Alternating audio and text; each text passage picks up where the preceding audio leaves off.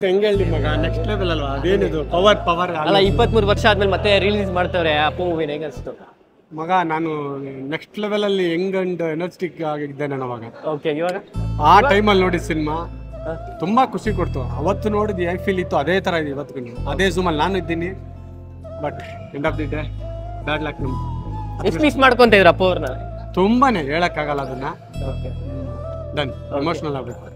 Appu sir I love you so much ನೀವು ಯಾವತ್ತು ನಮ್ಮ ಜೊತೆ ಇರ್ತೀರಾ ಓಕೆ ನೆಕ್ಸ್ಟ್ ಬರ್ತ್ಡೇಗೆ ಯಾವ ಮೂವಿನ ರಿಲೀಸ್ ಮಾಡ್ಬೇಕು ಅನ್ಕೊಂಡಿದ್ದೀರಾ ಪ್ಲಾನ್ ಇಲ್ಲ ಅದು ಮಾಡ್ತಾರೆ ದೊಡ್ಡವರು ಡಿಸೈಡ್ ಮಾಡ್ತಾರೆ ಬಟ್ ಪ್ರತಿದಿನನೂ ನಮಗೆ ಅವ್ರನ್ನ